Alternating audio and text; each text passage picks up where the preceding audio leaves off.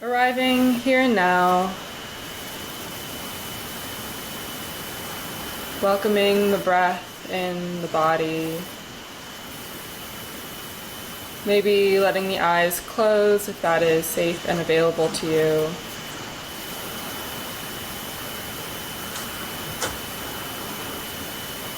And wherever you are, however you are,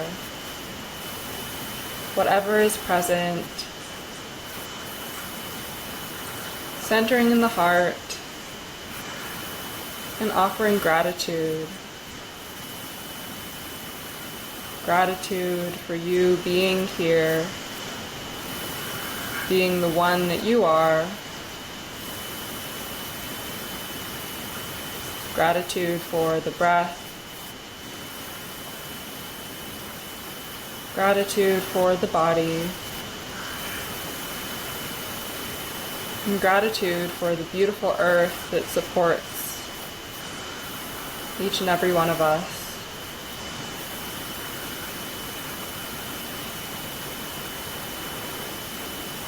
And as we arrive here fully present in this space together, inviting the sound of the singing bowl,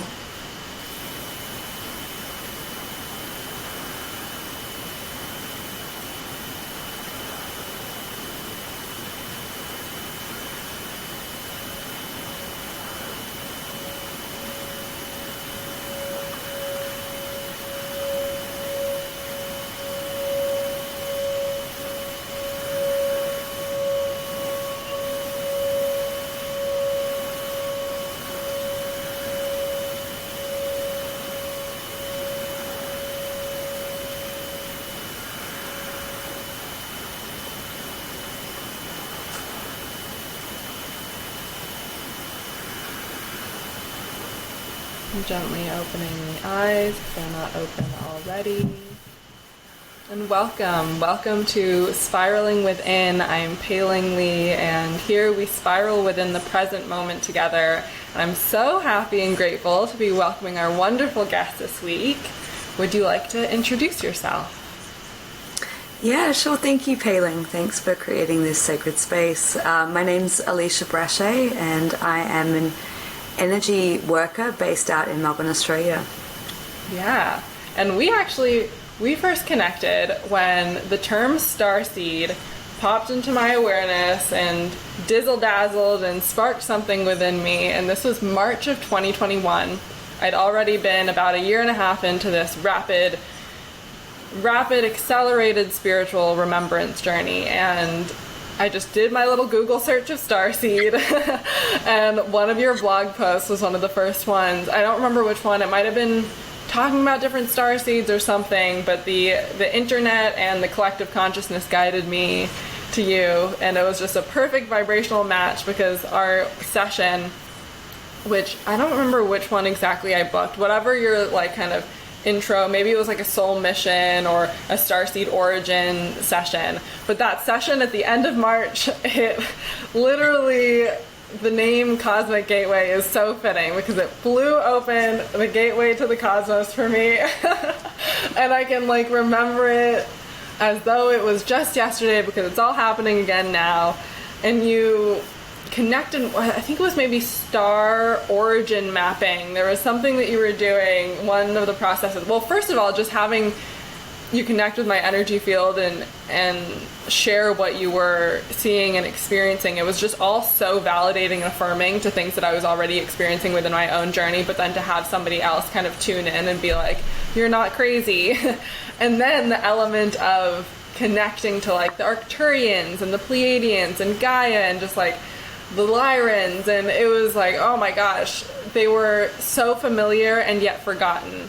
And so from that point on, it was like within 24 hours I was channeling light language, and there was just all sort, it was just like boop, boop, boop, boop, boop. So anytime that anyone I encounter has any type of inkling, they're like starseedy or any type of cosmic inkling, I always love sending them your website. I'm just like, Alisha blew open the cosmic gateway for me and with me. But I felt like and then I joined you for a Soul Mission Ignition, like 8-week journey, which was just perfectly timed afterwards. And yeah, your presence and your gifts and the way that you serve one-on-one and also in groups is just so activating and supportive for all those fellow starseeds and just souls who are here human. And yeah, so that's how we connected.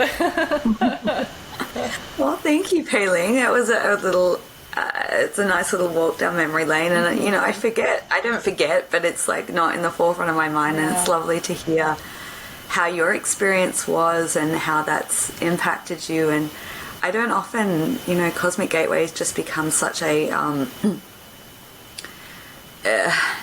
kind of push in the background. It's just a term. It's a word. It's just like, it's my baby, I guess. I refer to it as my baby.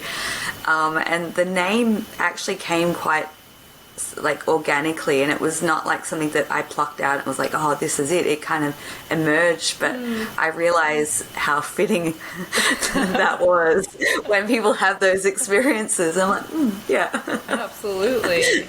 Were there prior iterations or versions, like I guess in your relationship mothering or caring for the baby that is Cosmic Gateway, how have you seen it evolve and I guess grow up, and where is Cosmic Gateway now?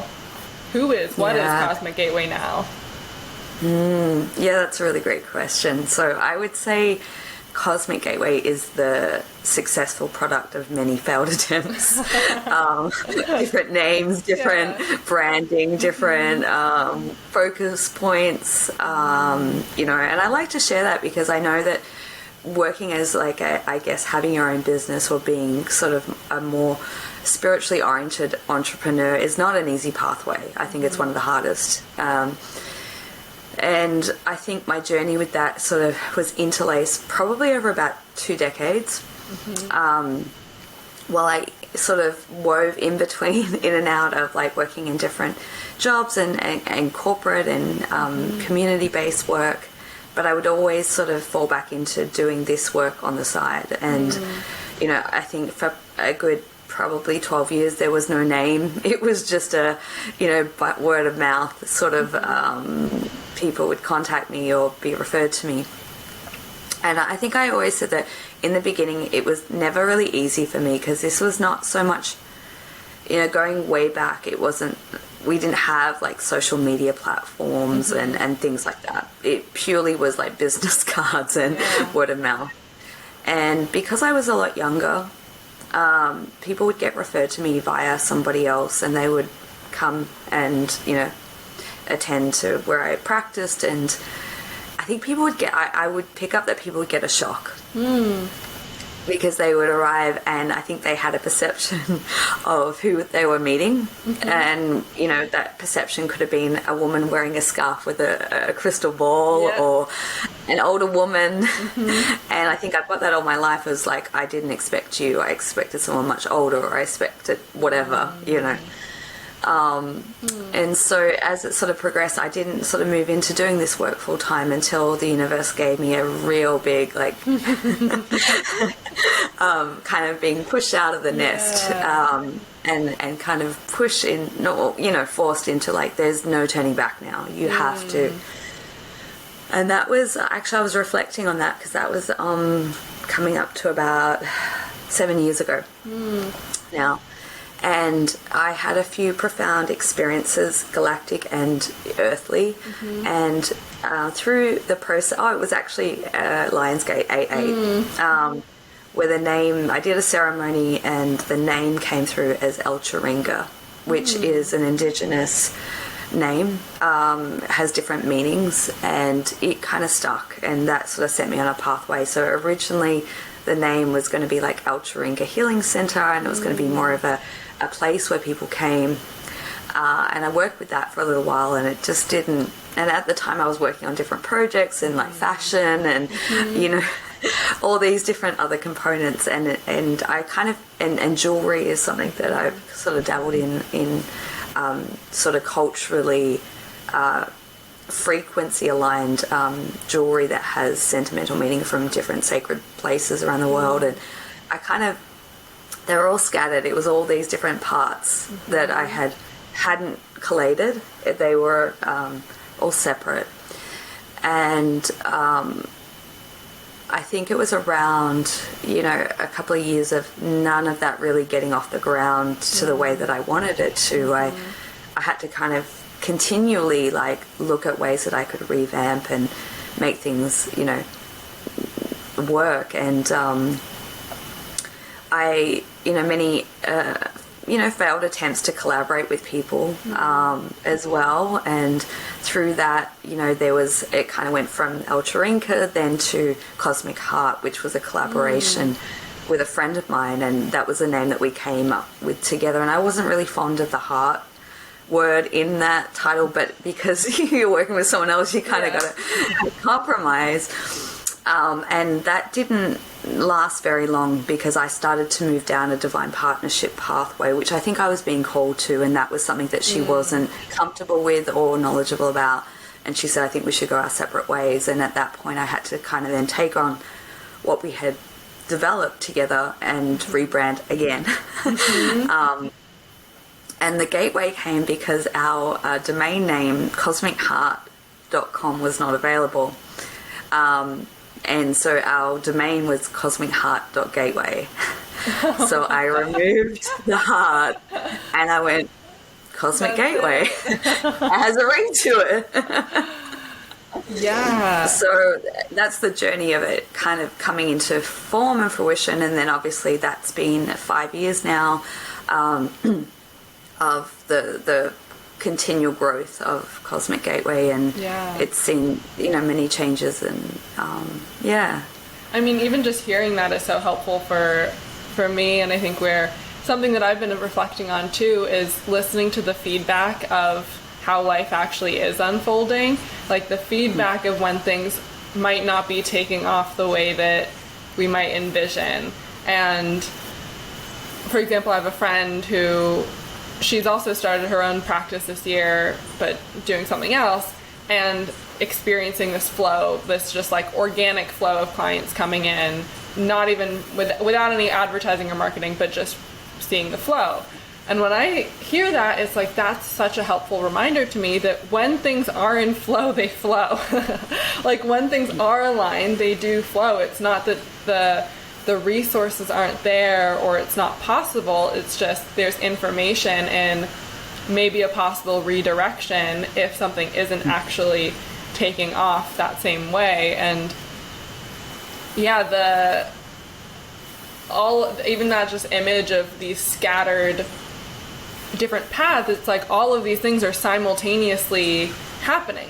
They all already exist in fully fleshed out form in some multidimensional timeline that just may not be aligned to be the one that is grounded and really rooted and takes off in this particular timeline. And I think for me with the past year, because I quit my job last August, feeling like it was that nudge, that push, like you were describing, this kind of invitation from the universe to kind of dive all in, to leap and be like, this is it, here I am, I'm starting my soul-led spiritual business, whatever it is, I'm just on this journey. And then in the past week or so, coming to the realization and acceptance that, okay, I'm listening to what the feedback of the universe has been for this past year.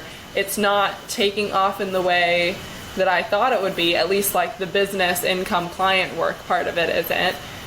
Some things have, this podcast is something that is continually nourishing and self-regenerative. But it's and I kind of have my hands cupped because that's how I hold these, visions that might not come to fruition in the way that the human self might expect. And that's when there's some level of attachment to the vision manifesting in a certain way, which I think that's just, and I'm sure we've talked about it before, of just that being so visionary, experiencing all of these quote unquote future realities as being right now, and then recognizing that there's a level of detachment or surrender and trusting that only the ones that are actually truly aligned are the ones that are actually going to come forth, but it might not unfold in the way that you expect it to. And so for me, this real kind of desire to commit to something, this focusing in, this and I've been very Vata, very space, air, ether, cosmic for the past year or so, and realizing that this year for me I've been like off on this rocket ship epic journey, and I've been re-entering into the Earth's atmosphere. It's like there was this whole death and rebirth, especially the spring. I remember saying that it felt like I was about to be reborn. Like I could feel myself going through the birth canal of being literally like reincarnated as my divine light being self. And there's a journey, there's like a process of coming back into density after having reconnected with the light that we each are. And so the past couple months and weeks and days have continued to be this like, okay, commitment. And really it's a choice. It's a choice to be in physical form, a choice to be in the physical material plane, and to anchor those seeds, those visions of inspiration in action.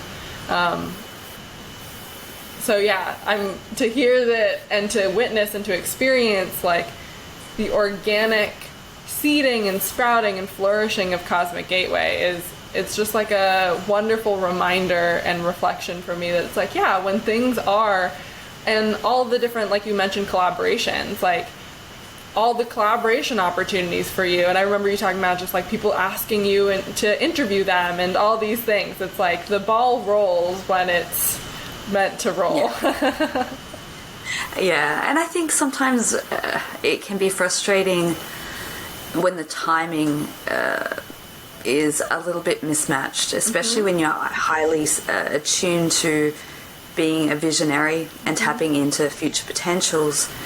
And I think that was one of the hardest lessons for me to learn, is that when I got a vision and got a message and a download, it was like, okay, let's do it now. But it was like I was seeing years in advance and I didn't know it. And the frustration of like, well, I was told this and then I did it and it didn't work out.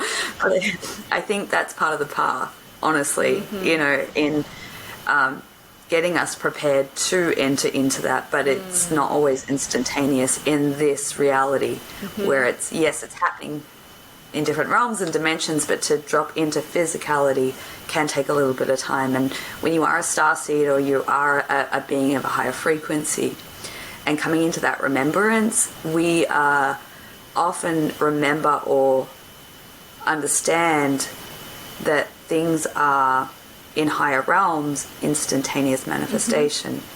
And then we come here to Earth only to learn patience and the fact that things don't necessarily arrive on our doorstep as soon as we think about them.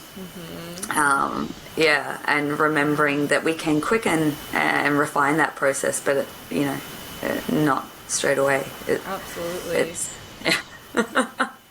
Yeah, that idea, that dropping into the physical realm. Today I had actually a pretty significant breakthrough of the idea of masculine and feminine in the process of creation, and specifically the process of physicalization. And it's like the idea of, really the word that's been resonating with me today is penetration. Like literally the penetration from higher dimensional energetic frequencies and condensing into Earth, into physical form. And a lot of, because I'm also definitely on a divine partnership journey, a lot of the work of the past couple years for me has been around divine union within, in relationship, harmonizing, balancing the masculine and feminine forces within.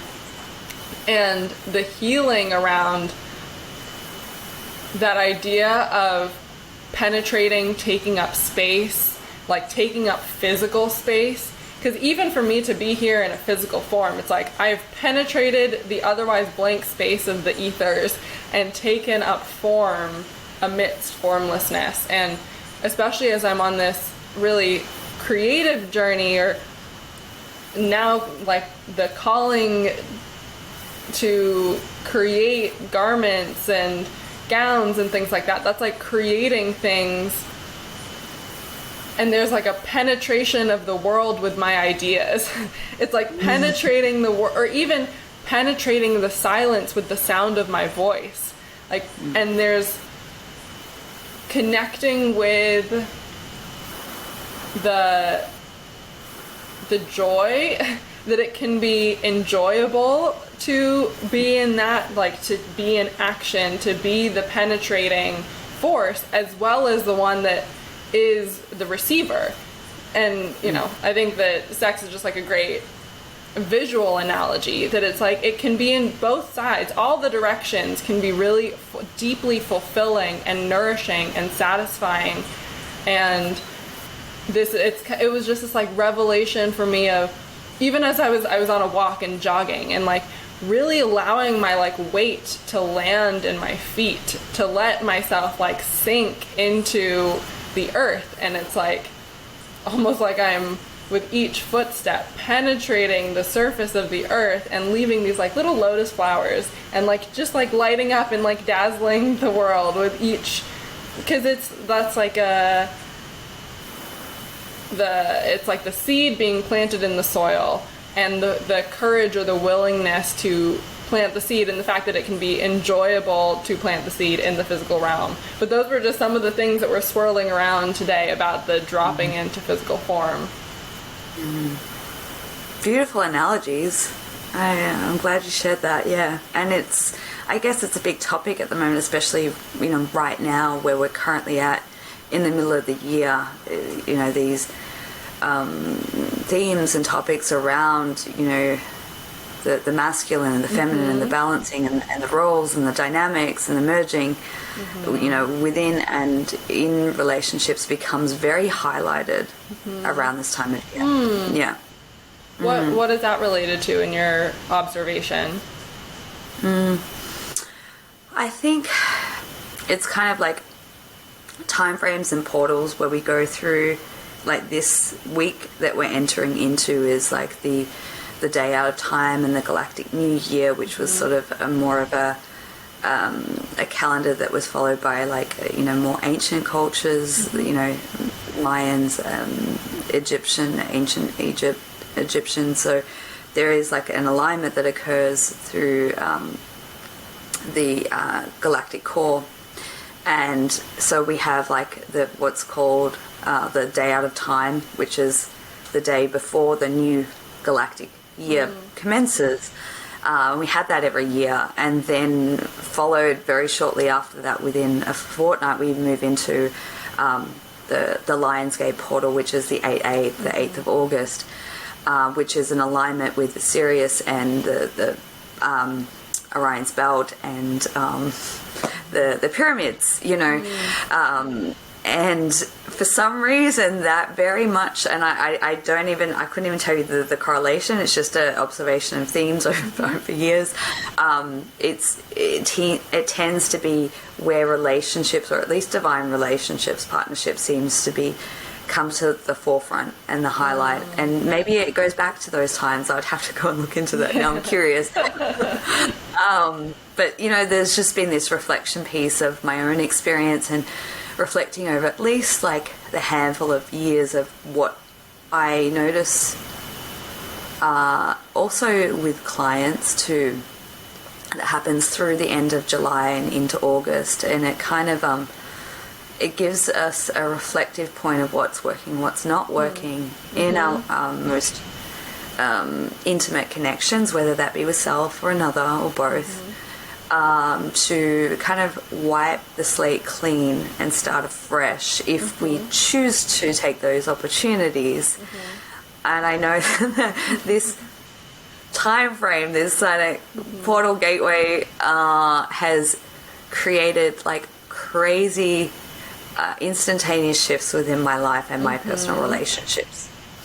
And I was reflecting on that prior to this this recording with you, and I was taken back to something that happened to me about 7 or 8 years ago.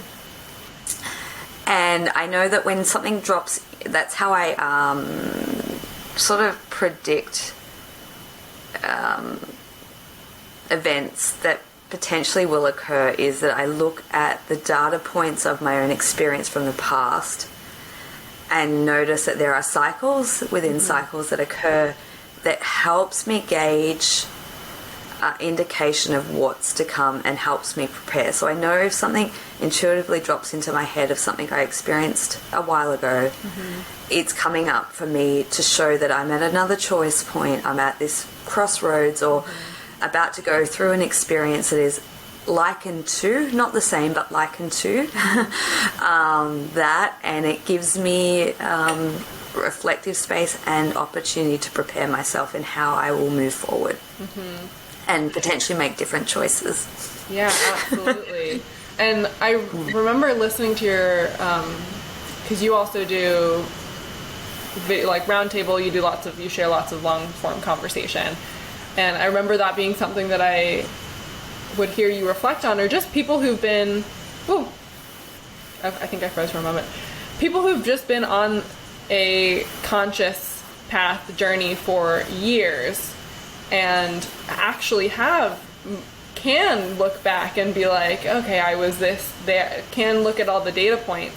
And it's cool that now that I would say I'm in my third year of just awareness in this way, even just looking at the past 2 summers and looking at what happened July, August, and July, August, and July, August, it's like, oh, that July, August time frame is like, whoa. And what you were saying was just totally resonant about like the opportunity to have a clean slate with divine partnership relationship and really what's working, what's not working. I think was it yesterday? It was literally in the past 2 days that I kind of came to a point and I was like, I am letting go of this connection. And as soon as I just made that choice, energy immediately shifted. Next thing you know, I'm like dancing and wearing a yellow dress, and then today I had like a phone date with someone new and it was great, and it's like so all of these immediate quick shifts when we actually listen to what our entire system is offering us information about what is actually aligned. Like even emotions, like the presence for me of sadness last week, that was telling me something about the alignment of a connection. Yeah. So what was there something that you were saying specifically dropped in before we chatted about what is coming? I'll share it. It's a great story. Yeah. Hopefully it can offer someone some guidance. Look, at that time, this was 2015. So my circumstances at that time were that I was in a long-term relationship that was not really overly satisfying, although I wasn't really willing and prepared to admit that even to myself. And I had another connection come into my life as a friend, someone who had been in my life for a long period of time, which I guess showed me a contrast. It was highlighting for me a contrast of what was lacking in my current relationship. And so without that person stepping in and showing me that, I wouldn't have had the contrast to realize that there was something massive lacking in my life and in my relationship. And it brought up all sorts of confusion, and I internalized that for a long time because I felt at the time I didn't have anyone that I could talk to. I think that kind of sets a preface for the work that I do, because a lot of people come to me and tell me things that they can't possibly tell anyone else. And I didn't share that with even my closest friends because I was scared of the judgment. Because I was unsure whether I was having feelings for this other person or not, and knowing that the social morals around being in a relationship and having feelings potentially for somebody else is very taboo and judged and frowned upon. And so I internalized it a lot, which is even harder for me because I'm someone who kind of gains my insights from talking things out.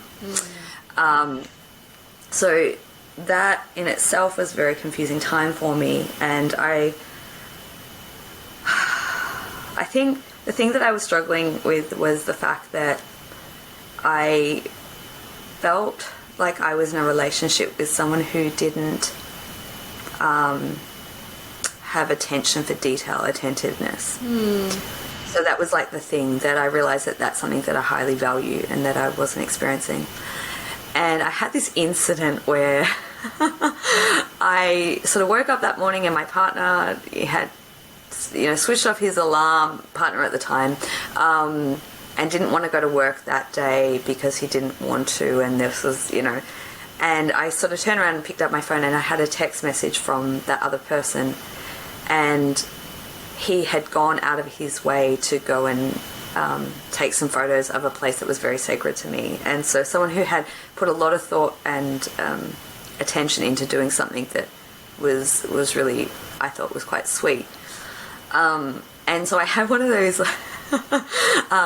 eat, pray, love moments where I ran to the bathroom and sat in the shower crying because I was just so confused. And then that led to kind of then confiding in a colleague who was very separate from the situation. I felt safe to and she said, look, honey, you've got some decisions to make, and I think you need to go and is there somewhere you can go for a few days by yourself to clear your head? And I thought that was great advice. And that was at the end of July, and it was a blue full moon, and and I actually went and stayed in the country with my auntie, and I spent some time under the full moon writing a list of the things that I didn't want to experience in a relationship, and another list of things that I did want to invite into my into a relationship, or my experience of relationship. And I did a ritual where I sort of, burnt it all, and, the things that we do. And I remember in the middle of that process, because I was so intently focused on, I'm in this relationship, I'm going to make it work, heaven or high hell, like I am going to do the work to make this work. Being that I've grown up, my parents are still together, which I know is fairly uncommon, in my age group. And, what I had been shown in relationships growing up was that you work hard to make it work. You don't fail. You don't fail at it. And so I was just constantly fighting to make things work, but I wasn't honoring myself. I was trying to change a lot of myself, where I was kind of alone in that. And so I was writing this list, and I remember in that moment, it was like an energy swept over me. And this voice said to me, what if you're fighting hard for something that's not meant to be?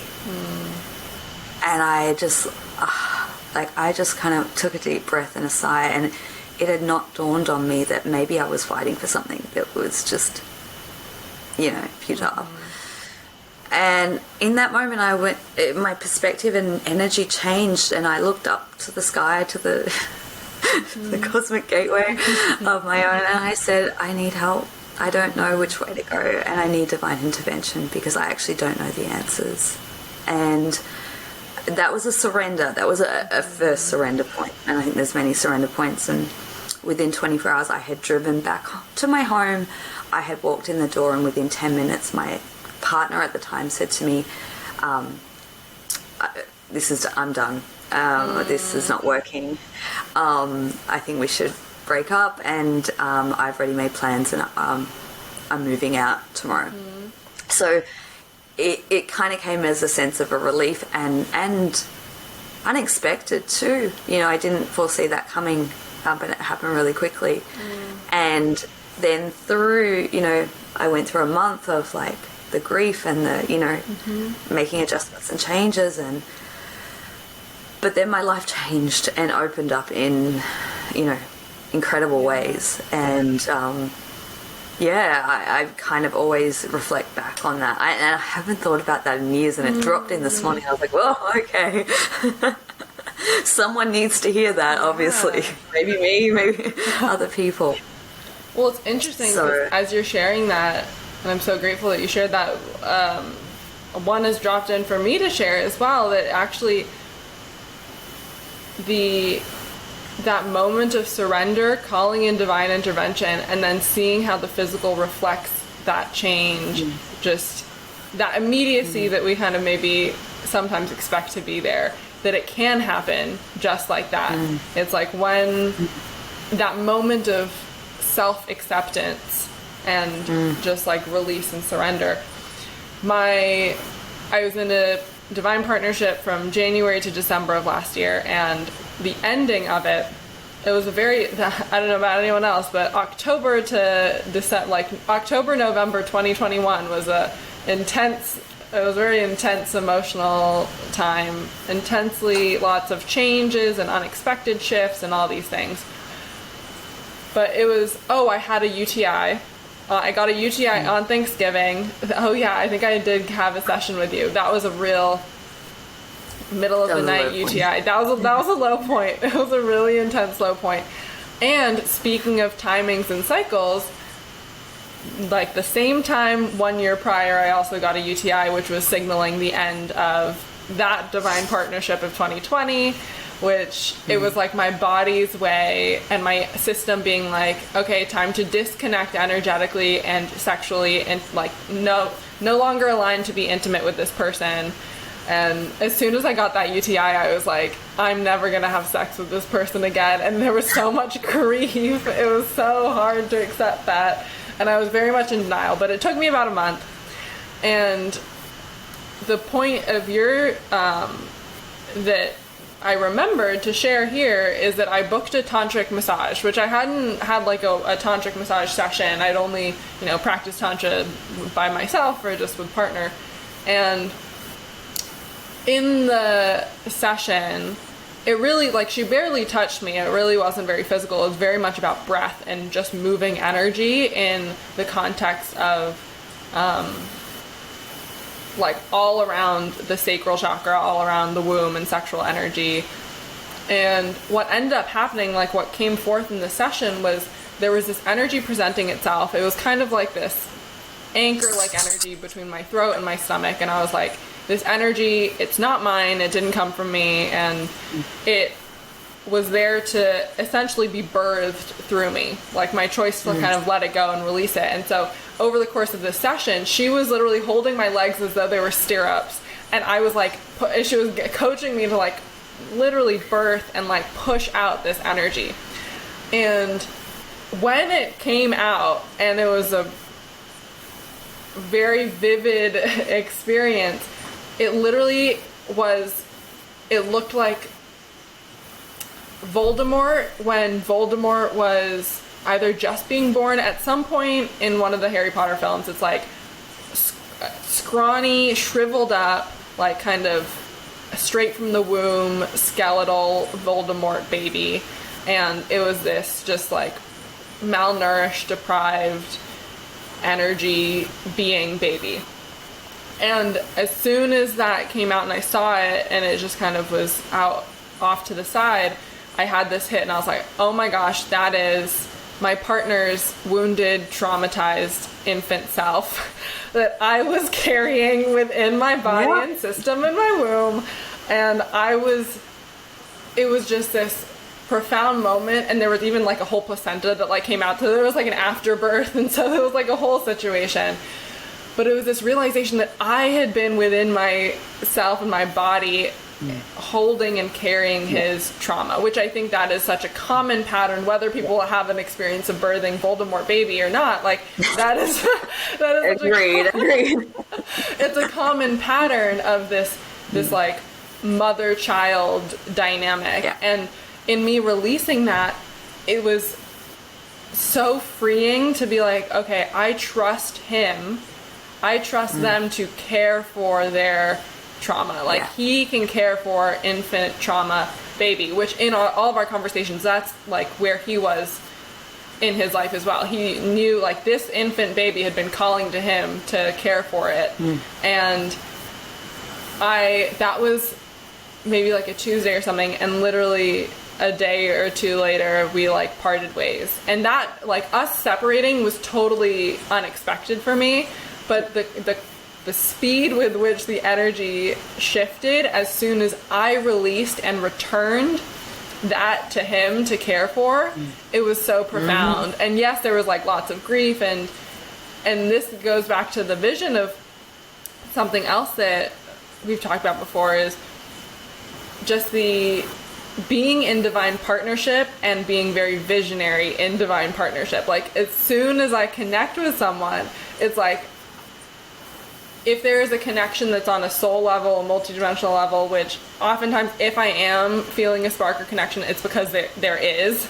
Yeah. There is that heart connection. And it's like, I already love them. Like, the love is already there, and it's potent and it's real for me. And I'm like, visions of marriage and kids, and specifically like twin babies and like life and all of these things. It's like, they're with each partner over the past, because I've gotten to have a series of like intense divine partnership relationships these past 3 years. Each of them, it's like I see the whole shebang and I experience the whole shebang. And then it's like, when that partnership ends, it's not just grieving the human. That's actually just like a portion of the whole thing. It's grieving. Yeah. That's just like a fraction. It's grieving the fact that this beautiful relationship, which you know is beautiful and loving and profound, is not aligned to manifest in the physical plane at this time. And all the, like, the extended timelines of the beautiful life that you were sharing together, it's like grieving that. And like, literally for me, it's like grieving the future children that we are not going to have together as well, because those souls like present themselves to me. And yeah, there's so much there. Yeah. I think it's a lot harder. Well, I mean, I guess there's two components that come into my mind around that. Is that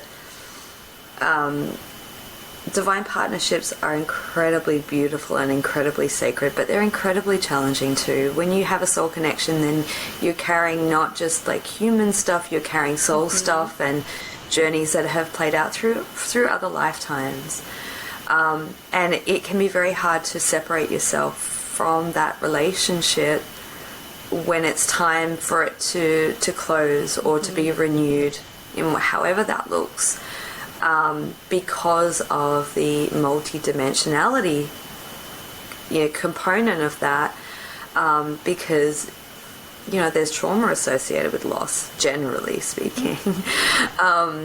And I think because when you tapped into the other part is when you tapped into that higher dimensional soul aspect, there's pure and profound love, but if it's not reflecting in the physical reality, people can prolong being in unhealthy situations and circumstances because they can see or read or know a person's potential, but if it's not showing up, that's two different things. And I think I'm guilty of it myself, staying too long in something that's not really serving me in the now, because I know it's possible potential, so it's like, it's a tough one, but I often talk about, like, in divine partnership relationship, the spiral relationships that we go through to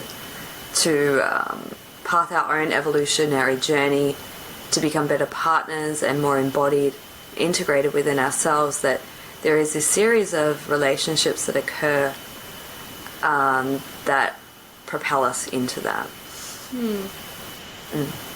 Is it like a sequence, or is it? Do you experience it? Is there a pattern that you notice in terms of? Yeah. I know you love observing patterns, and like I do.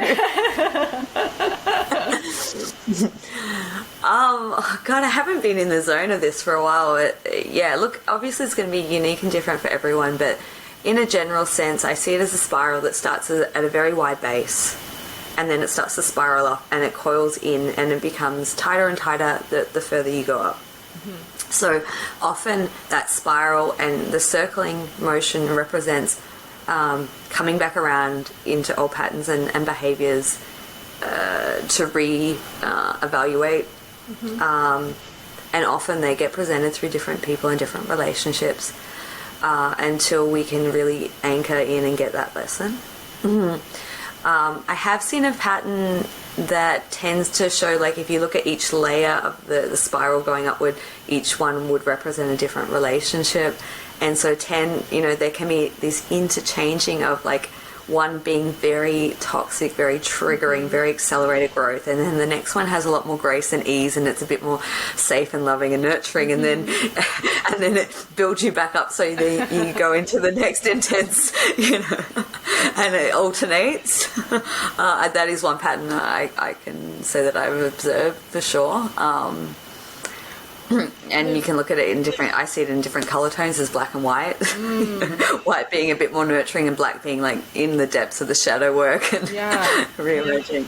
One pattern, I think that what you mentioned about contrast earlier, like that's absolutely something that I've recently experienced. It's like experiencing one beautiful relationship and then experiencing the total contrast of that, and kind of is like the tables have turned scenario, where it's like maybe I've learned the lesson on one side of the dynamic, but then it's like the dynamic entirely flips, and I'm presented with someone who maybe I see in them me from a few years ago, kind of thing. And then it's like, okay, how do I meet what is it like to be on the other side of this dynamic?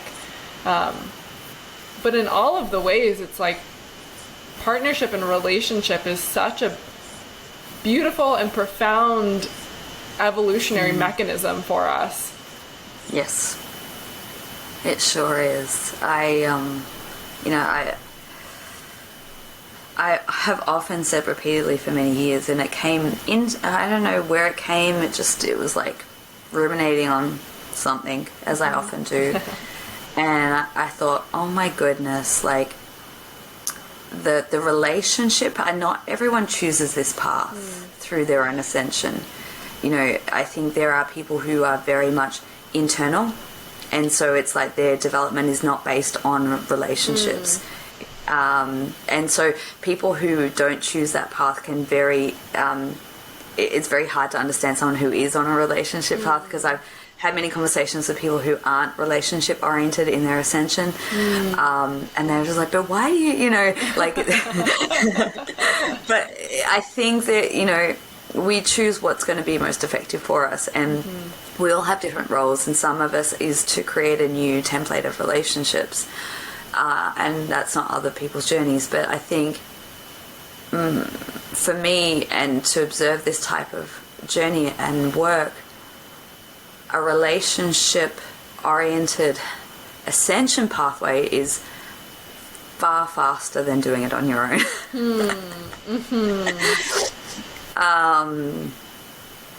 I think it has the catalyst capacity to ignite a very fast and very messy and very uncomfortable step up in evolution constantly.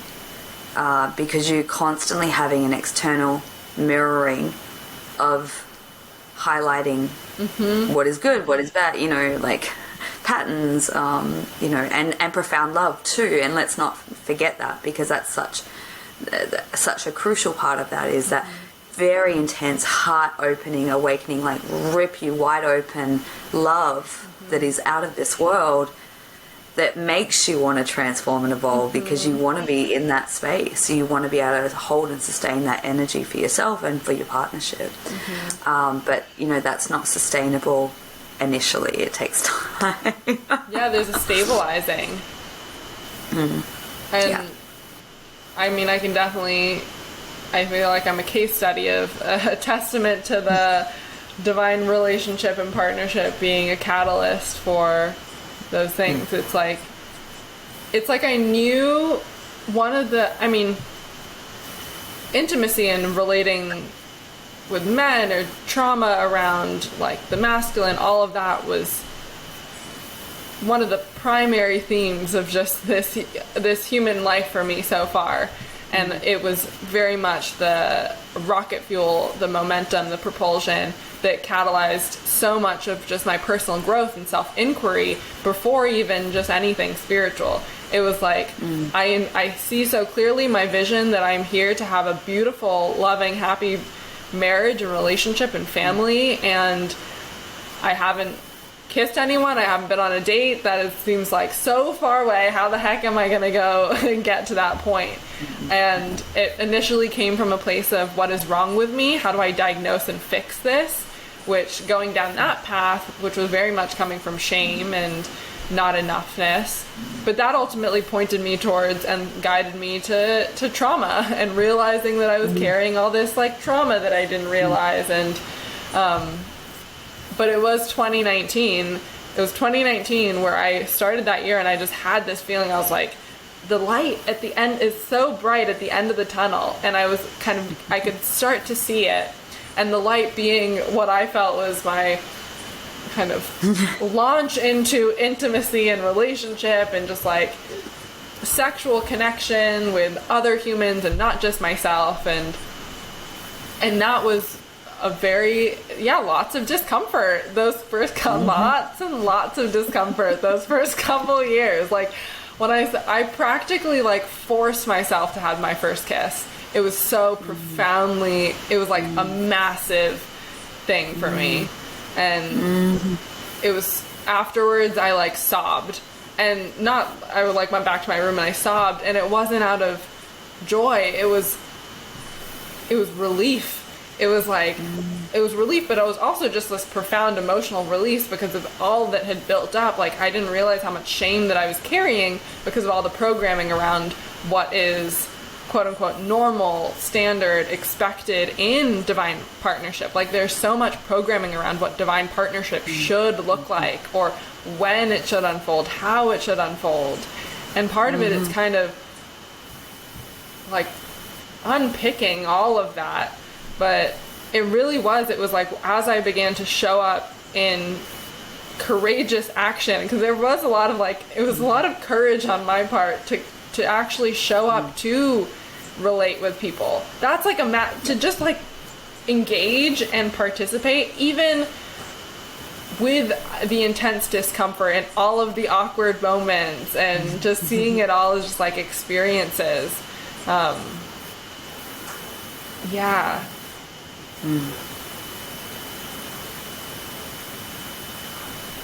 It's very brave of you to share that, Pei-Ling, and very raw and beautiful and vulnerable, which kind of makes me want to kind of dive deeper into being a bit more open, because I think this whole thing around relationships, intimacy and trauma and energies and merging, I went through something earlier this year that I'd never been through before. It was after a long period of not having intimacy and connection, and then re-entering into something was huge for me.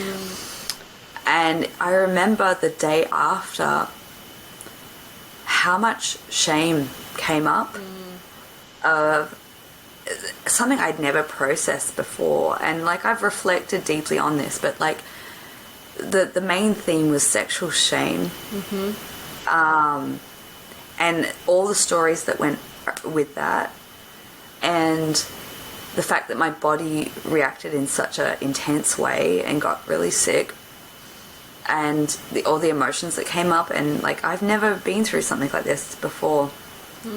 And my theory around that is, I think that there was a merging of energy that occurred where I took on that other part of the other person's energy and pattern in intimacy and connection and sexuality.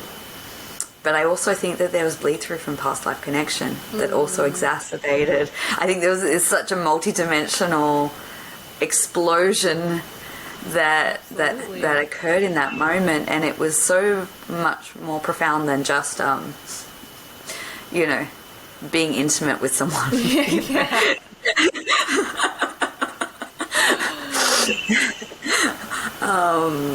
I guess that's a component of divine partnerships and what they do. But I think also to highlight what you said earlier about taking on other people, their traumas, and I think a lot of women who are especially sensitive and empathic do that, whether they're aware of it or not, and maybe men do too, to some degree. I do know some men who openly discuss the fact that they are energy sensitive when it comes to being intimate with women.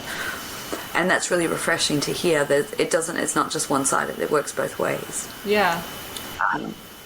But something came through in a session for me a couple of months ago that was reflecting on a past relationship that just couldn't really come together, and that was a big catalyst for a lot of the work that I do. And the message that came through kind of gave me a lot of comfort, because what was stated was the fact that, in that relationship, because of the stagnation within the other individual and their process of either not being their time or not wanting to work within their own energetic traumas, it wasn't progressing or advancing, and it was keeping me looping.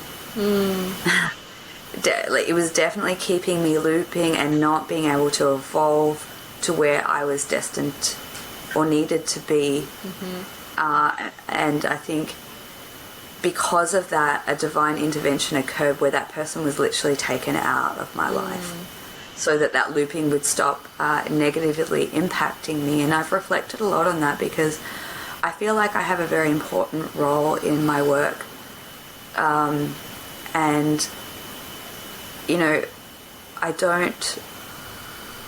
don't want to allow any sort of connection, whether it's romantic or friendship, to bring me into a place where I can't perform at my optimum for myself, show up for myself and for others. And so there's a lot of this sort of ruminating in and around right now. There's a lot of factors that come into play. Yeah, the mirroring and the merging, I think, are two things that, and just because it's recent, just my recent reconnection that I then a couple days ago just kind of energetically let go of. Well, the thing that actually sparked and really provided insight was dream space, which actually this connection only even manifested in the physical because it appeared in my dream. Like, I hadn't thought about this person for years, and then they appeared and we were in relationship in my dream space, so I sent them a message. And turns out it was my elementary school crush. And it also ended, and if you ask this person, they might not even said that there was anything to end or really to begin. It was all, I very much had my own unique experience in it. But in dream space, I was having a sexual experience, a wonderful sexual experience with a woman. And I was like, okay, there's a part of me that is desiring to be intimate with other beings other than this person. Yeah. And then that was kind of okay. And this person, because of I liked what you said about the stagnation and the looping. And because that's kind of, do you know what it reminds me of? When planes are just taxiing.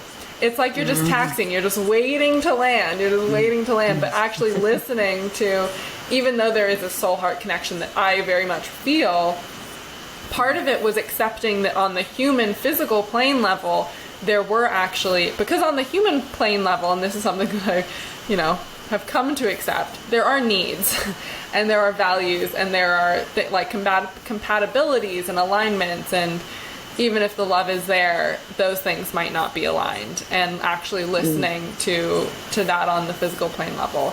And so it's as I really listen to and have been dropping into my human physical plane experience, it's those needs become more aware to me. It's they're more conscious and present because I'm actually living in my body rather than just living in the higher dimensional planes and letting my body just kind of do whatever.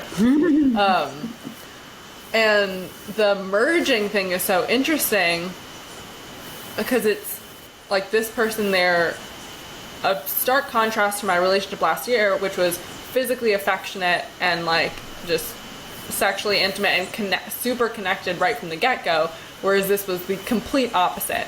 And in my relating to people before, I was always the one who, I once went on 10 dates with someone with only holding their hand and hugging, which I just say that because it was like a lot of time to hang out with someone, and I was very conscious that I felt a physical disconnection from intimacy. And like that wasn't even like in the realm of potential. Like if you asked me a couple years ago if I would ever kiss someone on the first date, I would have been like, heck no. Like that was just like out of the realm of potential.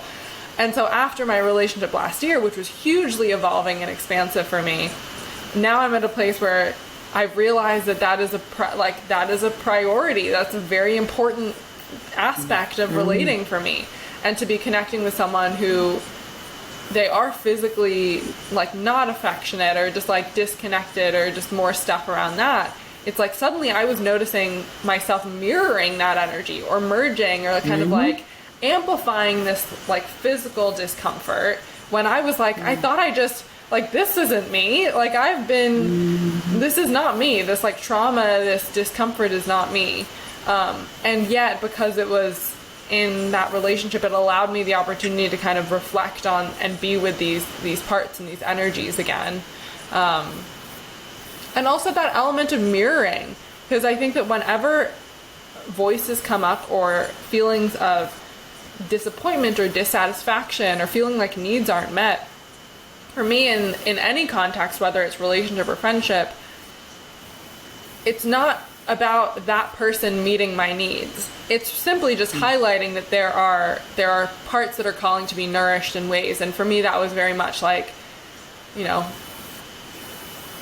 like myself sexually or just my physical body's needs and just nourishment and love. Like something that really highlighted was I need hugs, like to be hugged and held. And it's not about, like, it wasn't that person was showing up and doing anything wrong or there was anything wrong in the situation. It was really just, oh, I'm so grateful for the opportunity to realize and to really hear these parts of myself, my body calling for nourishment and calling for love. And so it's my responsibility to nourish myself, not the other person.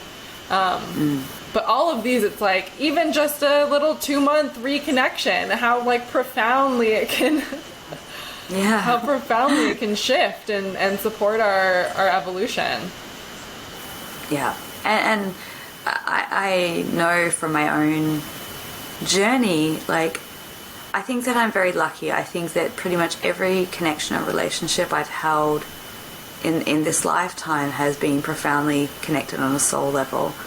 And I've had all the different plethoras of experiences in that time, and some of them are very fleeting in and out, but they have a long-lasting impact. And the theory that I have around, you know, going back to the spiral relationship concept or theory is that depending on like how ancient your soul is, how many incarnations you've had, and how much unfinished business or unresolved business, some people would call it that, karma, is still pending in your soul's journey and expression, is how many sort of partnerships or connections you'll have to re-engage with to bring it into a completion. So like what I mean by that is, let's say that you have been married to 10 different souls over the journey of many lifetimes, and you've come back in here, but you haven't resolved or balanced those lessons with those people. So in order to get into the true crux of the divine partnership who will carry you through your life and be that life partner, that I think we come in knowing as young kids, or even before we start dating, that is our pathway. I think we have to go through the cleanup phase of a lot of unpleasant relationship experiences, but very, great for growth, maybe not kind for the human, or can be challenging or a little bit jarring on a human experience. But I've observed a lot, and I know what to look for. But I don't like to box things. It's just a guideline. And I always like to be proven wrong too. I don't like to. But I think, I have gone through many times where I have, before entering into a connection, I've felt that person's energy hit me before I even laid eyes on them. And that happened to me a few times where I was actually in foreign countries too, where I literally, like, the person entered the room and I felt an energy hit me that completely knocked me sideways. And then to turn around and lock eyes with this person and go, oh my God, this is, I felt you before I saw you. This is, and you know, that's one thing, and I always know that to me means, like, I have people talk about karmic relationships and they give them a bit of a bad name, but they're necessary. You know, we have to go through them. They are written on our path for a reason, and we can't get to our destination without going through them. And so I think they get a bad name because people have expectations that when you come into generally a relationship that's meant to be a catalyst for growth and not long term, the intensity is so strong and the magnetic pull is so strong that it feels like it's the one. It has this essence of, oh my goodness, you know. And it's meant to, because it's meant to draw you in so that you accomplish what you need to. You know, if it wasn't so strong, you would be kind of like, oh, yeah, maybe. But it's like, it almost, that energy is so strong that it doesn't give you a choice. You get magnetically magnetized into it, and then you're deep in it. And then it's so blissful and loving and whatever it is, right? It's very appealing. But it's about around the 6-month mark, give or take, where it becomes quite apparent that it was something that it wasn't. But I know that's very dangerous to put time frames on it, because, you know, people talk about the honeymoon phase and that being over within 6 months, you know, because there are different perceptions of looking at it. But I think it's about when you're very conscious within your own journey, you can sort of identify through different ways and means, like, what is what.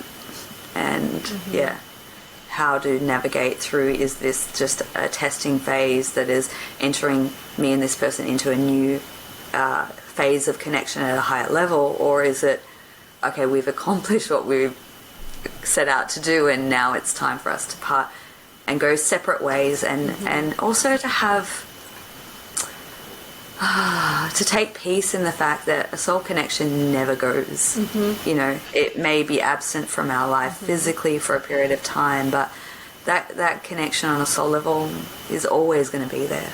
Always. Yeah, it's interesting you say that, because for the in like ending, and I kind of have air quotes around ending, the really kind of significant relationship experiences these past few years, I had a feeling at the end, and even I might have even said this to each of them, that it's like, the door is always going to be open to you. Like, it's like, I don't know how the twists and turns of life unfold. And even one of them, it was like a reconnection after 2.5 years. Like what you described of like locking eyes and being like, oh, like it was one of those. And then 2.5 years later, we reconnect. And so because on that plane, it's like, the love and the heart-to-heart connection is always there. But then what I've experienced is that after, I think having that door be open is what allows me to leave. Like, that's what allows me to feel like I can accept the ending, because it's an ending just for now. Which that's really, you know, like a broader thing about human life. A death is just a transition, and it is just an ending just for now, because on the multidimensional planes, we're always connected anyway.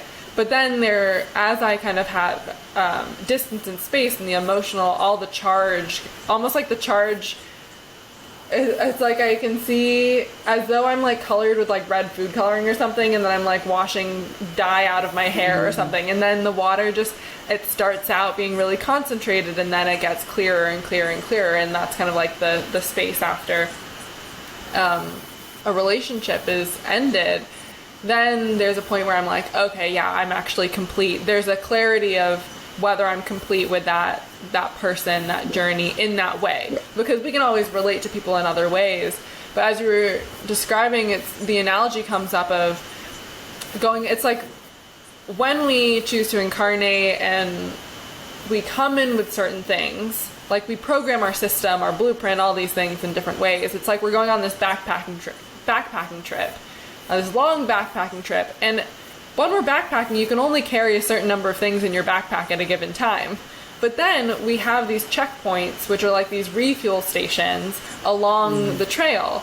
And these can be books that we encounter or people, relationships.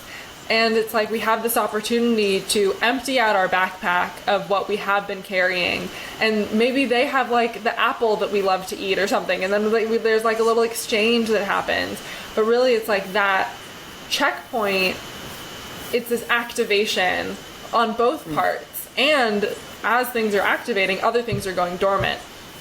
But we might not necessarily know on the human level how long we're going to be walking alongside, or if we will be walking along that side of that person at all.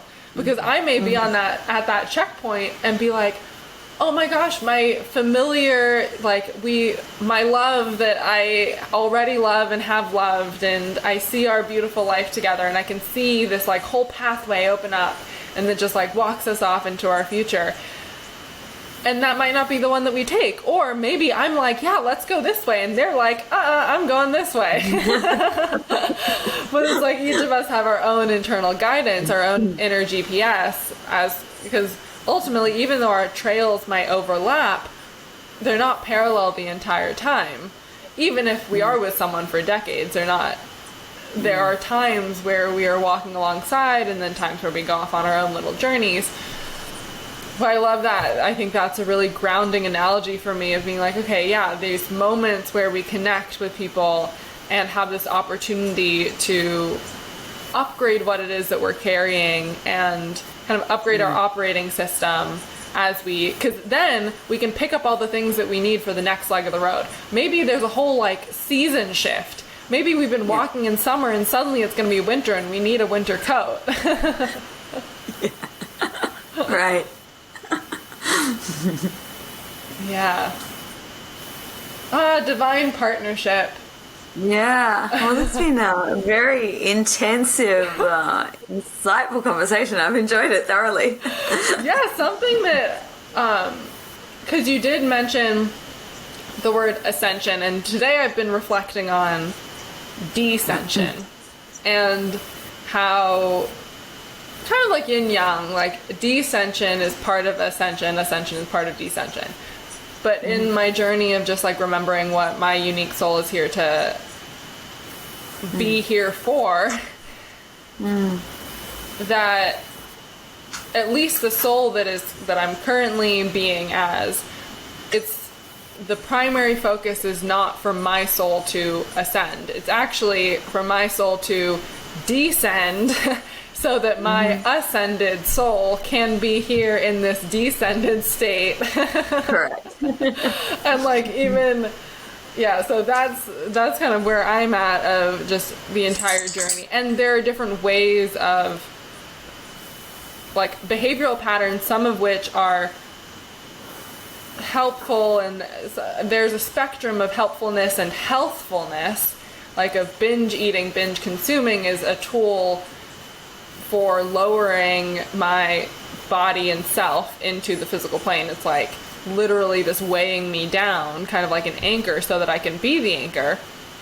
and it's like that's been playing out for me these past 6 months until I am now at a point of really committed to being physical and a commitment, and it's like, okay, I hear you, I've got the message, and now I am willing to commit and choose to descending without these kind of self-sabotagey behavioral patterns being the things that descend me.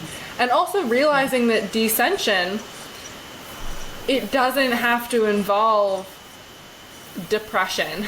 Like it doesn't actually have to involve depression or these slower vibrational states of just like being in fear or separation, that I can actually descend while still being in light. And I can descend and still be in love.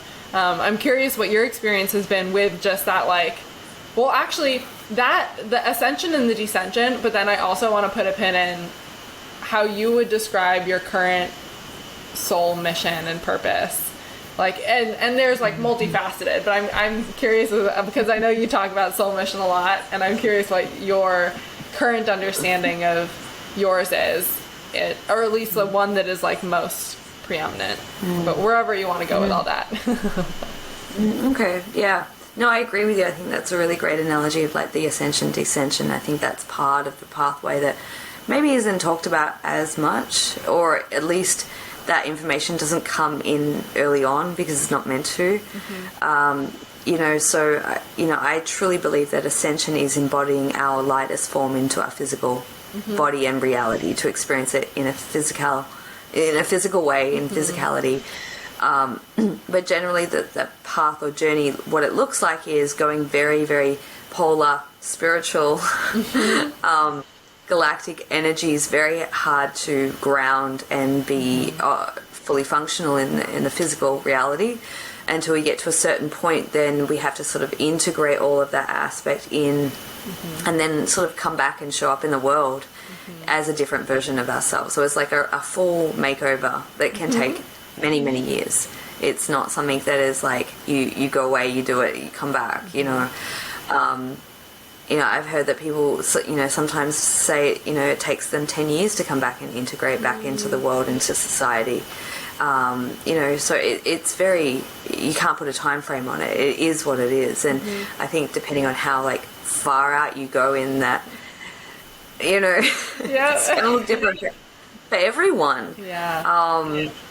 But it is about anchoring and grounding into our highest light, into our physicality, and then being able to express that in different ways, which is challenging. You know, it's not designed to be easy. It's not meant to be. So I see the ascension as a graduation of completing all of our, like I was saying, tying off, closing off, you know, old cycles with different people. And it's not just romantic relationships. It's like completing our lessons on a 3D existence that have been laid over from other times, so that we can experience a higher form of reality whilst in physicality. And then create a new world and work with the earth to have that happen collectively. So, you know, I often talk about, you know, personal ascension versus the planetary ascension and how it's different but interlinked. And I think that's an important part to, you know, take on board, that, you know, we are all working towards this planetary shift. It's not just an individual effort, although the individual effort contributes to the whole. So I guess that's my take on it, just in a very brief overview. But my work, I mean, that once again reflecting on that, because it's always changing and evolving. But once again, I'm one of those people that tends to have like a lot of different things that happen. You know, I've got a lot of different facets that they all come together. They all, you know, interlace. But I think really supporting people around their own awakening and activation and coming into their own soul remembrance and remembering who they are and why they're here, you know, I think is the most important thing that we can do in this lifetime. But, you know, obviously I help a lot of people on divine partnership journey to help navigate that and understand that. That's another facet of what I do. A whole other aspect is work that I'm, you know, do with New Earth children, and working with couples who are bringing in high vibrational children through different ways, you know, interdimensional conception, light conception, you know, that's been a big part of my work as well. And look, you know, just reflecting this morning, like how many things I've done and how many things I can do, and then like honing that in and refining it, because I've noticed that this year, as I've become, my focus point has been a lot about embracing the physicality, embodiment side of things, how that's changed my work and how it's impacted working with people in bringing forth like physical healing in the body, because I have refined a skill within myself to heal myself, and therefore I can, you know, help facilitate that for others. And, you know, I've just had a request to go and do some land clearing, and, you know, this morning I woke up and I thought, wow, I haven't done a house or a land clearing for months. You know, it's not something I often get requested, but it's something that I can do. And, going off on this tangent of like, maybe I'll run a course because I do love doing land clearing and ley lines. So I guess, there's a lot that I do that, and I think for me it's about being able to try and focus on what's most relevant or important, because I'm sure you can relate, Pei-Ling, because I know you well, and we kind of share that, is just wanting to do it all, but like having to like kind of reel it in. Absolutely. I mean, even like grid work, like I love that's land whether I'm telling anybody that I'm doing land clearing or anybody knows that I'm doing it, that's like a whole different piece, right? And I feel like that was me last year when I was in my out there. I did so much work last year, but it was just all in these like energetic multidimensional realms that were quote unquote invisible or unseen. And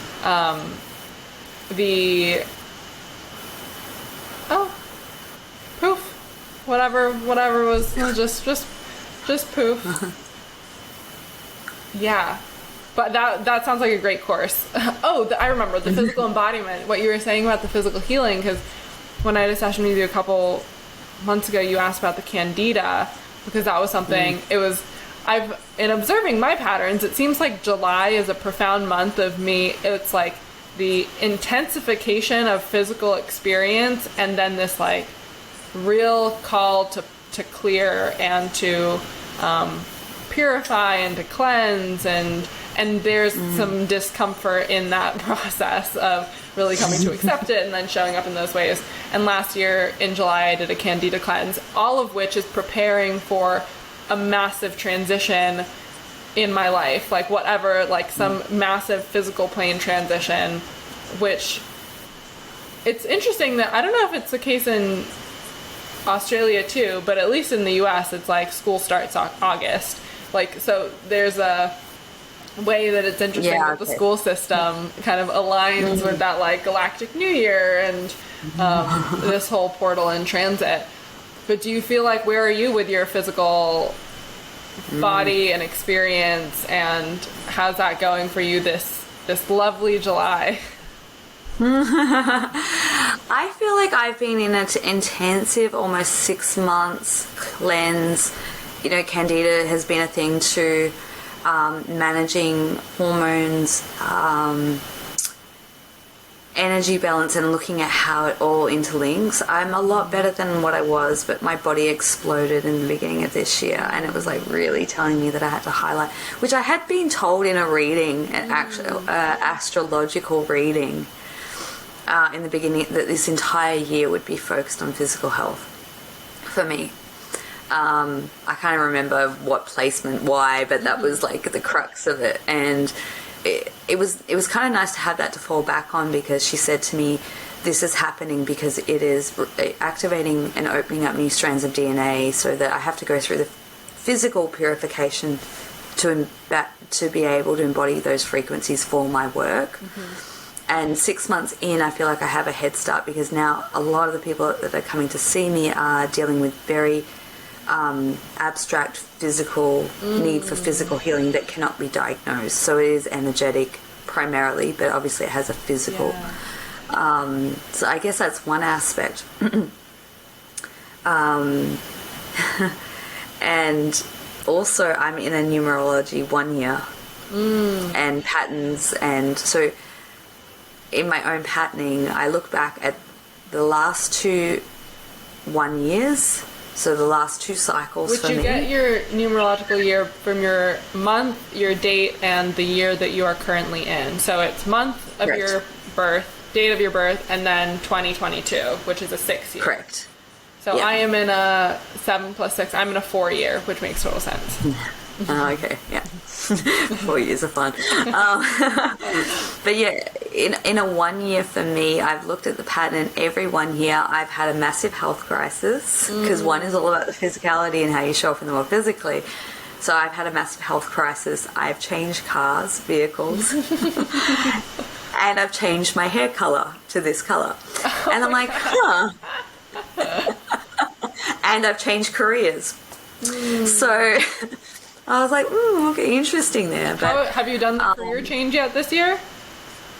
I'm like tiptoeing on it. Like I have started a lot of new projects, and I've like the first part of the year I knew was going to be starting the process of implementation, and so now I feel like I'm at a crossroads of that kind of changing. But I guess some of the things that have happened differently this year is that I will be a published author by the end of this year.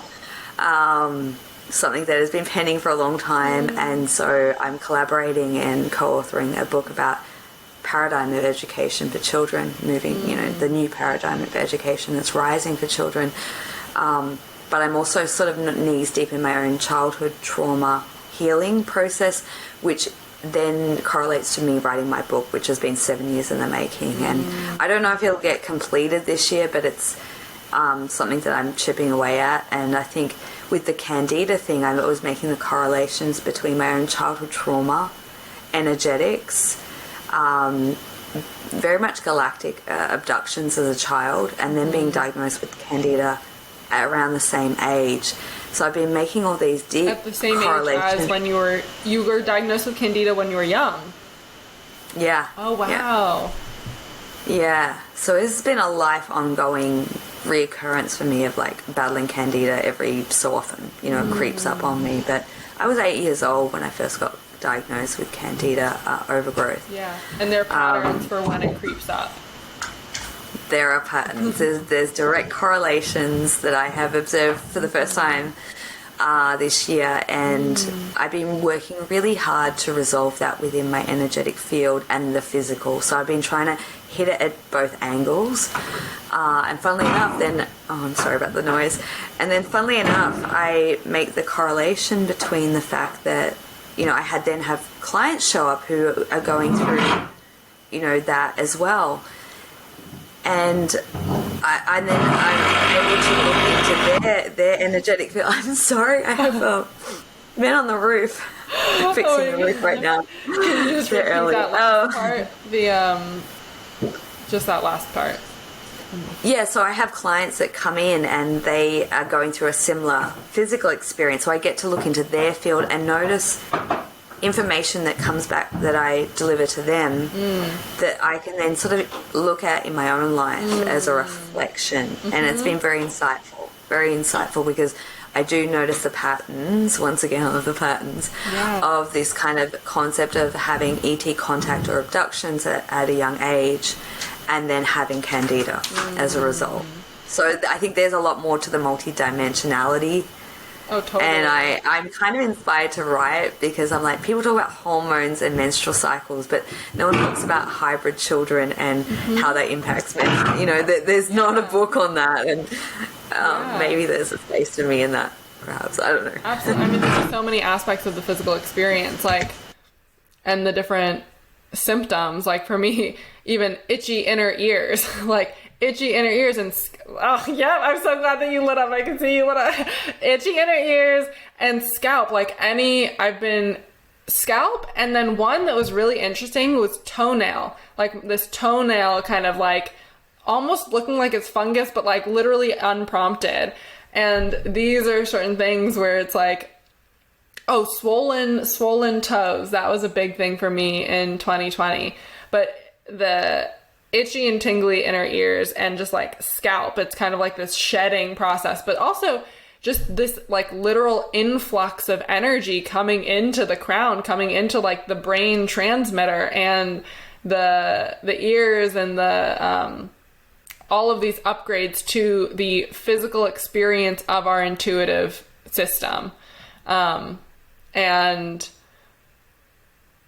you really well said. Yeah. And I'm nodding. I'm yeah.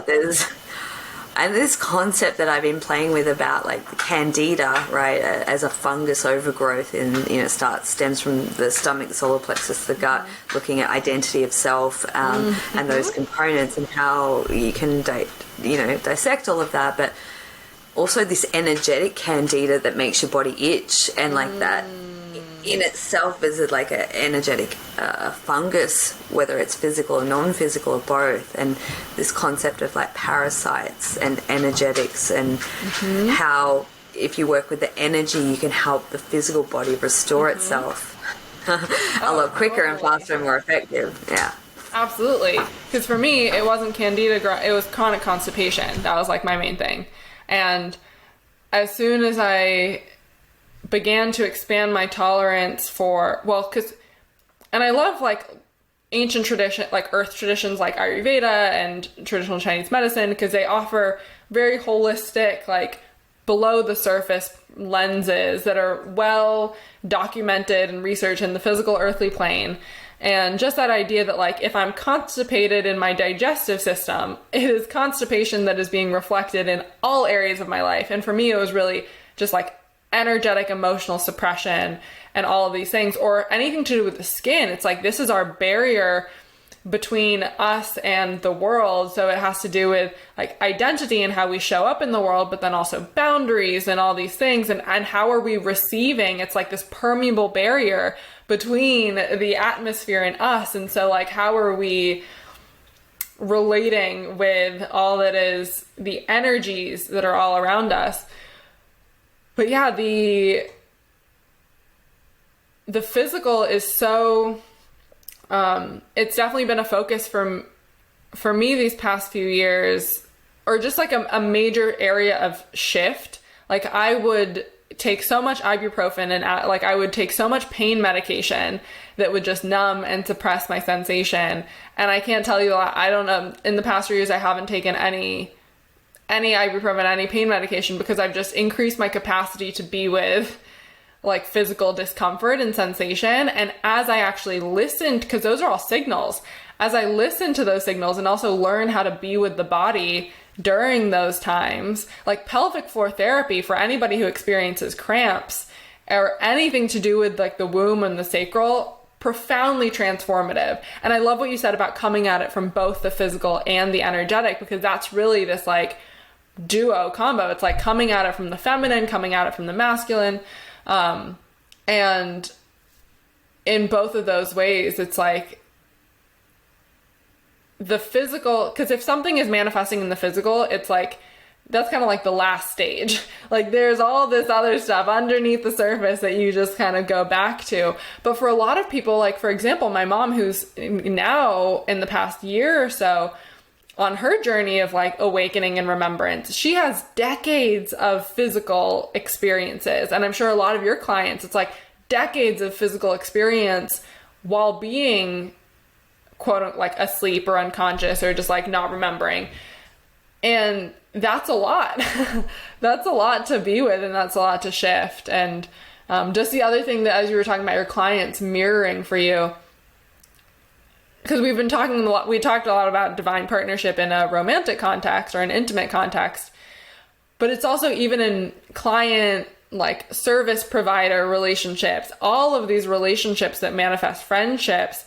It's like they're all these mirrors, and it's like you going through these processes before because they are going to serve someone. And that's something that I even like recognize within myself. It's like if I'm hanging out with some energies that I'm like, this is maybe atypical, or that's interesting that this is coming up.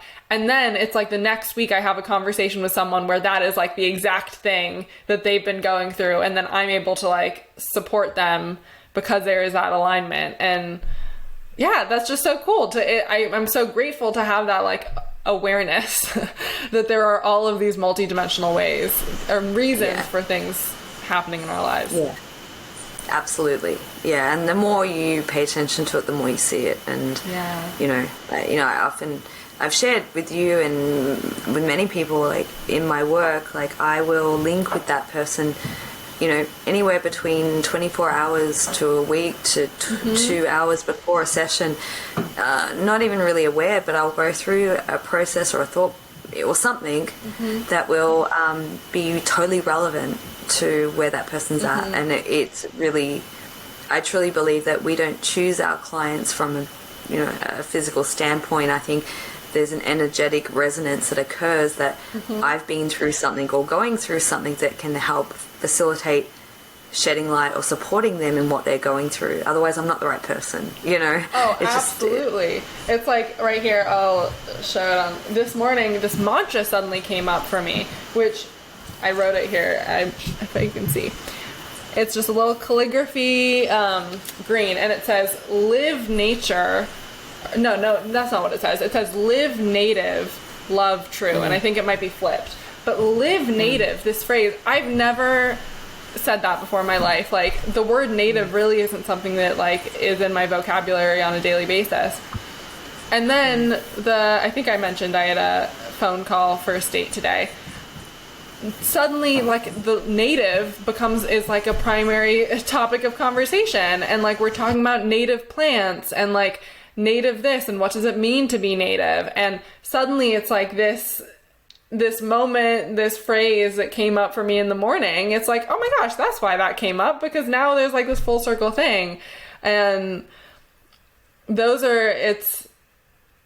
it's so cool. Like, I just think that's really cool. I think it's so cool that we have all these synchronistic ways that facilitate connection, and also, at least for me, they like signal, oh yeah, there's an alignment to this. Like, there was something that was like I'm at a backpack checkpoint, and there was something that was like, there was some type of exchange for me to like empty out my backpack and that type of thing. When you say linking, do you use that differently than merging? Like, is there a difference for you in linking and merging with somebody's field? Yeah, I've never really thought about it. I use terminology, and yeah, it would be different. Merging is a full embodiment of what that person's, which I have done unconsciously, and I've learned a lot through that process. But linking means just like a thread of an experience, not the full simulation of what that person is witnessing or experiencing. When I'm in session, I will kind of do a part merging, because for now, at the moment, the thing that I seem to do is like merge with their physical body, so I can feel the whole experience of what the body, physicality, and the energy is doing at once. But it's only like it's in that exchange, in that sort of set sacred space where I'm working with that person, that I can then embody them, so I can help best facilitate the shifting and moving or guidance or whatever's needing to come through. Yeah. So I guess that's the that path of the healer, is to feel so that you can understand, to know, to work with. Yeah. I think one final question before we transition to just like the last part of this is, if there's something around like just the recognition of us being in the midst of this very significant portal of the year, like that we also just came off of like a really intense supermoon in mid-July, and then we're going towards Lionsgate. I guess it's like a two-part question. One, is there anything collectively or about the planetary ascension that has come through for you that you feel inspired to kind of share about where we are as a collective, like as a human earthly collective in this specific portal in 2022? And if not, then that's fine too, or even just like in your individual experience. And then given that, what are you grateful for getting to experience? Like what are you grateful for amidst this portal? Grateful for / like excited about, or inspired. Well, first of all, I'm going to apologise because the noises just got really bad. That's a really good question. In terms of where the Earth is at, I think that that's relative to the individual's experience. I think that depending on where you're at and what you're wishing to experience and creating on your path will be reflective of that, if that makes sense. Oh, I mean, even the fact that there's like all this loud noise happening, I think there's a perfect example. Like, you take a random sample of 5 different people who tune into this segment of the conversation, you're gonna have 5 very different experiences. And like, I'm just being here because my relationship to sound and that is like, I'm when I put up this video, I'm not going to edit that out. Like, I'm just not going to go and fiddle with that. Because it's all part of the orchestra of the sound medicine. This is sound healing for us. Well, I guess if that is a symbol, I would say that there's going to be a lot of loud noise and a lot of, fixing something that is broken and has been broken for a long time. And the patience that has had to be mastered and required in the fixing process, and the fact that they've come at the wrong time and they've actually arrived early. Maybe that's maybe something's going to arrive early. Yeah, so I think there's that, and I think I just, for me, I am very much a big picture person. I always have been.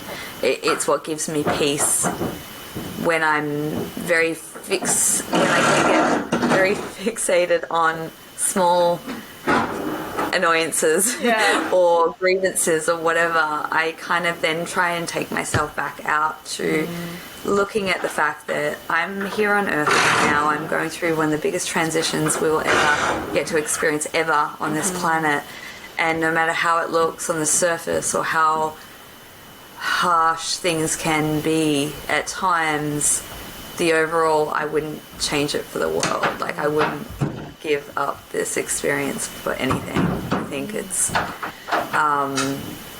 a real blessing and honor to be here and to be a part of that, and that gives me a lot of peace when I can drop back into that knowing, and then I can then try and navigate through things with a different vantage point and perspective. Absolutely. Sometimes all it takes is just zooming out and remembering we're these little specks on this blue ball in the space, and we're also, that's on a physical plane level, but also that we're just the energy that connects all of the things, that we are the ball and we are the space and we're all the cosmos, and it's just, the peace is already here. So I feel like that's a beautiful place to, with the sound, is there anything, like, not directly addressing the sound, but just like opening it up to you, if in these last minutes, if there's anything that you feel inspired to share, speaking directly to whoever is tuning in and joining us in this space. I would say that the theme that has continually come through to me for July is the contrast between turbulence and clarity. That was like the theme that I got for July, and I'll be curious to see what August is, and I'm going to tune into that probably in the next few days or weeks. But what came through was like really to define supporting yourself physically, mentally, emotionally, and spiritually, and whatever is your weakest link or aspect, ramp that up to help stabilize and support yourself through the times of turbulence and chaos, to help get to the clarity. And so, I often talk about, if you feel that your weaker point out of those four is like mental, then proactively work on something each day that can strengthen your mental agility and positivity, or cognitive function, if it's physicality, and just work with that and see how you can strengthen that aspect within you, which will strengthen the rest of them. And I think that's a really good way of practically implementing on a daily basis something that is going to help you move through whatever comes up, and also, whether that's individually or collectively. So, Absolutely. I love that, and it's great motivation for me as well. That the theme has definitely been the physical body and the physical body experience.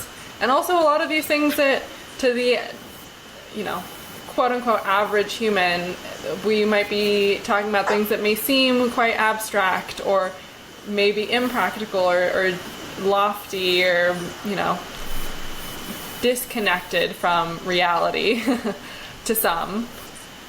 And so to get to like just grounded in the practical and grounded in like what is actually one thing that you have said at one point, but that I think you said that you asked yourself each day, what is one thing I can do today that supports or serves my mission and purpose. And that is something that has stayed with me ever since. And like just that simple thing of like, okay, what is, out of all of these realms of my experience, what is just one area I can focus on? Or just like, what is one action step that I can take today that serves? Yeah. It's when that came through to me, that was life-changing, and I've implemented that various times in my life. So I love to share that, and I'm glad you brought that up. Just one small thing each day. Yeah. Oh, thank you so much, Alisha. This has been so much fun. Oh, it feels like such a wonderful full circle moment for me. And thank you to everybody watching and listening and joining us in this beautiful space and this beautiful conversation. Thank you so much, and thank you everyone for listening and watching.